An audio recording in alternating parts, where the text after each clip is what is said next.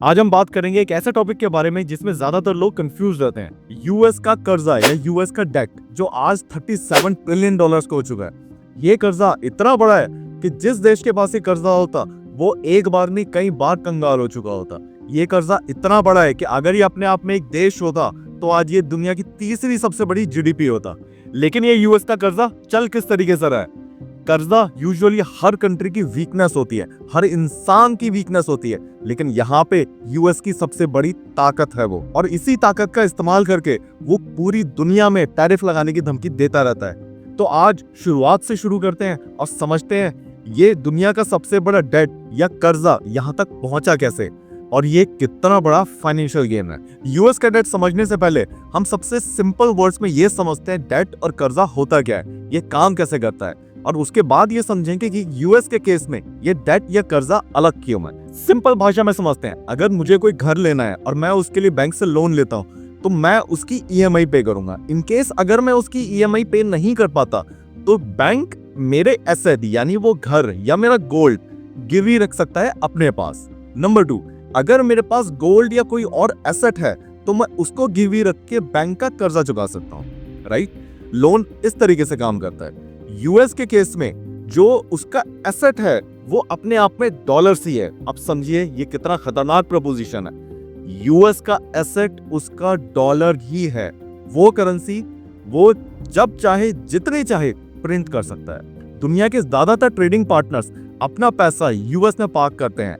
ज्यादातर जो ट्रांजैक्शंस होती हैं वो डॉलर्स में होती हैं। यहाँ तक कि दुनिया के बड़े बड़े देश इंक्लूडिंग इंडिया अपना फॉरेन रिजर्व डॉलर्स में रखता है, तो डॉलर्स की डिमांड बहुत आसानी से कम नहीं हो सकती।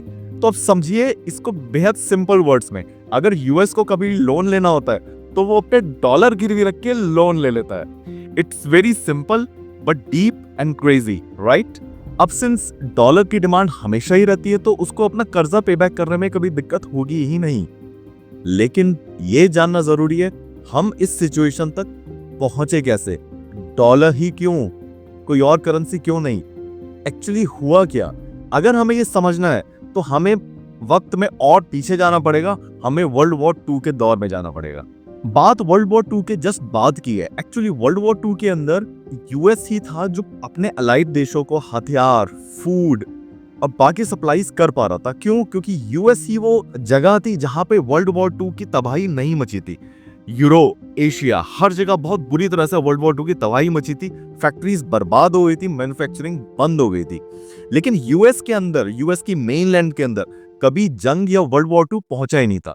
तो यूएस की इंडस्ट्रीज को पूरे वर्ल्ड वॉर 2 के टेन्योर में ग्रो करने का मौका मिल गया, और उस टेन्योर के अंदर बेइंतहा हाई डिमांड थी डिफेंस इक्विपमेंट्स की, फूड की और बाकी चीजों की। तो यहाँ पे यूएस की कंपनीज खाली बड़ी ही नहीं हुई, वो अपने आप में जाइंट बन गई थी, स्पेशली जो डिफेंस के अंदर काम कर रही थी। जब ये सब हो रहा था तब 1944 में ब्रेटन वुड्स नाम की एक कॉन्फ्रेंस हुई। इस कॉन्फ्रेंस के अंदर ये डिस्कस करा गया और डिसाइड करा गया कि हमें इंटरनेशनल ट्रेड को किस तरीके से ग्रो करना चाहिए ताकि अलग अलग कंट्रीज एक दूसरे के साथ बिजनेस कर सके। यूएस ने यहाँ पे तुर्क का इक्का खेला। यूएस ने बोला कि आप डॉलर को यूज कर सकते हैं एज अ इंटरनेशनल करेंसी, और इसके बदले में यूएस अपने डॉलर को बैक करेगा एक्चुअली सॉलिड गोल्ड से। यूएस ने बोला कि $35 का 1 आउंस गोल्ड यूएस का कोई भी बैंक आपको किसी भी वक्त निकाल के देगा। तो यूएस की करेंसी सॉलिड गोल्ड के बराबर थी। ये गोल्ड का फैसला यूं ही नहीं ले लिया गया था। एक्चुअली यूएस के अंदर गोल्ड का रिजर्व बहुत ज्यादा था, और वर्ल्ड वॉर 2 की तबाही के बाद दुनिया के कई देशों ने अपना गोल्ड यूएस में पार्क किया था। तो यूएस के पास उस टाइम दुनिया का सबसे बड़ा गोल्ड रिजर्व था। तो इस तरीके से पूरी दुनिया ने डॉलर को हाथों हाथ लिया और डॉलर इंटरनेशनल ट्रेड की करेंसी बन गया। यूएस ने जो दूसरा तुर्क का इक्का खेला, यूएस ने अपना फाइनेंशियल सिस्टम बेइंतहा स्ट्रॉन्ग कर दिया था और बहुत ज्यादा स्मूथ बना दिया था। इससे जो इंटरनेशनल पार्टनर्स थे, जो अलग अलग कंट्रीज थी जो एक दूसरे के साथ ट्रेड कर रहे थे, उनको डॉलर्स मिलने में जरा भी प्रॉब्लम नहीं हुई। लेकिन हमेशा सारी चीजें स्मूथ नहीं चलती, राइट? वर्ल्ड वॉर 2 के बाद यूएस अपने कई वॉर्स के अंदर उलझ चुका था। उसमें से एक वॉर था वियतनाम वॉर और दूसरा वॉर था कोल्ड वॉर। अब इन वॉर्स को सस्टेन करने के लिए यूएस को डॉलर्स की जरूरत थी, तो यूएस ने बेइंतहा डॉलर्स प्रिंट करने शुरू करे। अब वो कंट्रीज जिन्होंने अपना गोल्ड पार्क किया था यूएस के अंदर डॉलर्स के बदले, उनको लगा कि यूएस शायद ज्यादा डॉलर्स प्रिंट कर रहा है as compare to gold. US के पास इतना गोल्ड नहीं जितने उसने डॉलर्स प्रिंट कर डाले हैं। 1960 के आते आते तक देशों को यूएस के ऊपर शक और ज्यादा गहरा गया और इसका सबसे पहला टेस्ट लिया फ्रांस ने। फ्रांस के प्रेसिडेंट चार्ल्स डी गॉल ने डॉलर से भरा शिप यूएस भेजा और उसके बदले यूएस से गोल्ड की डिमांड करी। ये टोटल 1.5 बिलियन डॉलर्स थे और इसके बदले बेइंतहा गोल्ड फ्रांस ने यूएस से ले लिया था। अब बाकी कंट्रीज ने ये देखा था, उन्होंने भी डॉलर्स भर भर के यूएस भेजने शुरू किया और अपना गोल्ड वापस मंगाना शुरू कर दिया। यूएस का जो गोल्ड रिजर्व था वो बहुत तेजी से नीचे आना शुरू हो गया। एक वक्त वो आया जब यूएस का गोल्ड रिजर्व 25,000 मीट्रिक टन से गिर के 10,000 मीट्रिक टन तक आ गया था। यहाँ पे यूएस को कुछ करना था। 15 अगस्त 1971 प्रेसिडेंट निक्सन ने दुनिया को सबसे बड़ा फाइनेंशियल शॉक दिया। उन्होंने डॉलर की जो बैकिंग थी गोल्ड, उससे डॉलर को अलग कर दिया। यानी अब डॉलर के बदले फिक्स गोल्ड आपको नहीं मिल सकता था। लेकिन इससे डॉलर एक गोल्ड बैक करेंसी ना होके एक नॉर्मल फिएट करेंसी हो गया था। इट मींस डॉलर का जो गोल्ड स्टैंडर्ड था वो खत्म हो गया था। काफी देश जो डॉलर्स में ट्रांजैक्शन कर रहे थे वो थोड़ा परेशान हो गए, वो थोड़ा बैकआउट करने के मूड में आ गए। उनको लगा कि डॉलर की कोई बैकिंग है नहीं और यूएस जितने मर्जी डॉलर चाहे प्रिंट कर सकता है। यहाँ पे यूएस को भी समझ में आ रहा था कि डॉलर को चलाए रखने के लिए और इसकी डिमांड बनाए रखने के लिए इन्हें एक नए सिस्टम की जरूरत पड़ेगी।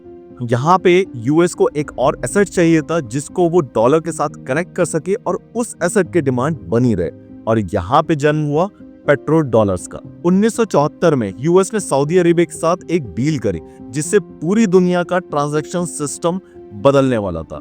यूएस ने सऊदी अरेबिया को बोला, तुम सिर्फ डॉलर्स के बदले तेल बेचोगे, जो भी देश तुमसे तेल लेना चाहेगा एक ही करेंसी में सिर्फ एक्सचेंज करोगे डॉलर्स के बदले। इसके बदले यूएस आपको मिलिट्री सिक्योरिटी देगा। मिडिल ईस्ट का वो इलाका जो बेहद अनस्टेबल और गरीब था उस टाइम यूएस आपको टेक्नोलॉजी देगा, यूएस आपको आर्म्स देगा, यूएस आपकी हिफाजत करेगा, आपकी रॉयल फैमिली को सेफ रखेगा। लेकिन शर्त सिर्फ एक थी, ऑयल वर्सेस डॉलर्स। ऑयल आप सिर्फ तभी देंगे जब कोई कंट्री आपको डॉलर्स में पे करेगी। ऑल ऑफ सडन डॉलर एक करेंसी ना होके एक नेसेसिटी बन गया था अगर आपको तेल चाहिए तो। धीरे धीरे ये शर्त सिर्फ सऊदी अरेबिया ने नहीं, सारी ओपेक कंट्रीज ने मान ली। ऑयल का बिजनेस डॉलर्स के बदले शुरू हो गया। डॉलर्स की डिमांड स्काई रॉकेट चली गई, पहले से भी ऊपर चली गई। अब यूएस जितने चाहे डॉलर्स प्रिंट कर सकता था, वो भी बिना किसी गोल्ड बैकिंग के, और यहां से चीजें बदलनी शुरू हो गई थी। अब जो दुनिया के पास एक्सेस डॉलर्स आ गए वो यूएस के बॉन्ड्स में ही इन्वेस्ट होने लगे। तो यानी एक ऐसा सिस्टम बन गया जहां से करेंसी जाती थी, घूम के वापस उसी में इन्वेस्ट हो जाती थी, और ये सिस्टम क्रिएट किया था यूएस फाइनेंशियल ने। इसका मतलब यूएस जितने डॉलर प्रिंट करता जाता उतना ही पावरफुल यूएस होता चला जाता।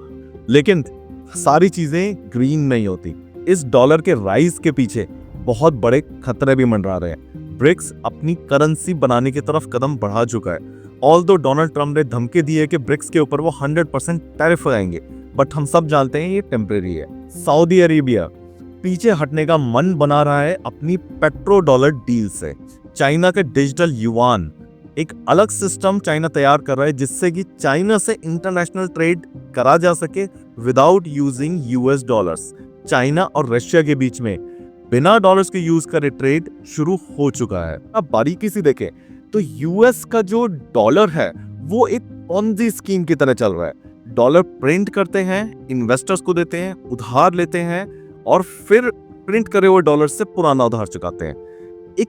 एक पॉन्जी स्कीम की तरह चल चुका है और इसी रीजन से डेट आसमान को छू चुका है।